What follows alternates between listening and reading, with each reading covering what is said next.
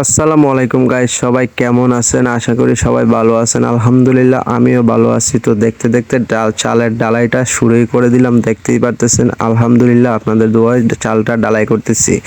তো চালের ডালাই কিন্তু একটি খুবই গুরুত্বপূর্ণ বিষয়। এটাকে আপনার বালু এবং পাথর দুটাকে সমান ভাগ করে রাখতে হবে। আমরা যখন অন্য ডালাই করি, যখন একটা বালু দিলে দুইটা পাথর এবং দেড়টা পাথর দিই, কিন্তু এখানে কিন্তু এটা হবে না।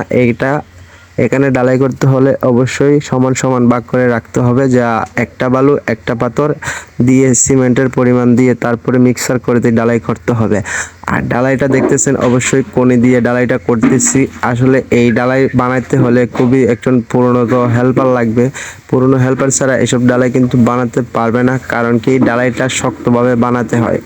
যখন ধরুন আপনারা চৌকাঠ, জানালা, গ্রিল এগুলা যখন বসানো হয়, বসানোর পরে যে শক্তভাবে ডালাইগুলো বানিয়ে তারপরে হাত দিয়ে ডালাইগুলো করা হয়, ঠিক সেভাবেই ডালাইগুলো বানাতে হবে। বানিয়ে ভালো করে ডালাইটা দিতে হবে, না হলে কিন্তু এটাতে পোকামাকড় থাকতে পারে।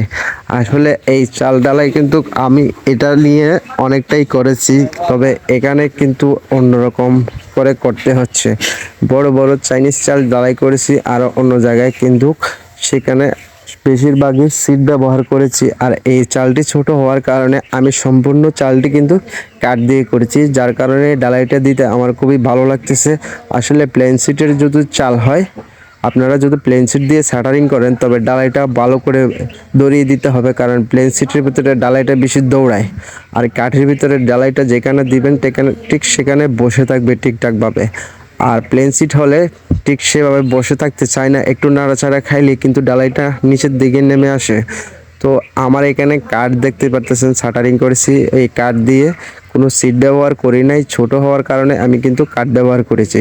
তো আপনারা চাল যদি অবশ্যই বড় হয়, তো আপনারা সেখানে সিট ব্যবহার করতে পারেন। সিট ব্যবহার করলে অবশ্যই ভালো হবে। আর যদি কাঠ ব্যবহার করতে হয়, তাহলে তো অনেকগুলো কাঠ লাগবে, কাঠগুলো অনেকগুলো কাটতে হবে।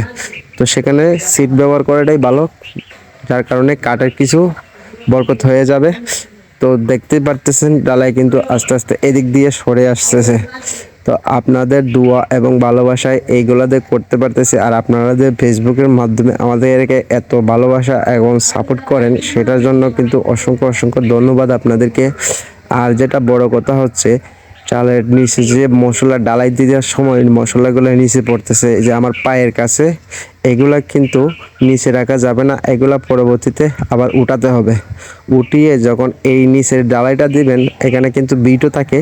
তলাটা যখন ডালাই করবেন, তখন কিন্তু নরমাল দিয়া ওই স্বাভাবিক পাথর দিয়ে আগের মতন ঠিকঠাকভাবে ডালাই করতে হবে, কারণ না হলে এখানে কিন্তু আবার এখানে পোকামাকড় থেকে যায়। তো এইখানে যে বিটগুলো ডালাই করবেন, অবশ্যই আগের মতন বালু পাথরের কংক্রিট মিক্সার করে দিয়ে দিবেন। তো আসলে অনেক কথাই বলেছি, ভুল হলে ক্ষমা করে দিবেন। সবাই ভালো থাকবেন, সুস্থ থাকবেন। আমাদের ভিডিওটা ভালো লাগলে অবশ্যই শেয়ার করে দিবেন। সবাইকে আল্লাহ হাফেজ। আসসালামু আলাইকুম ওয়া রাহমাতুল্লাহি ওয়া বারাকাতুহু।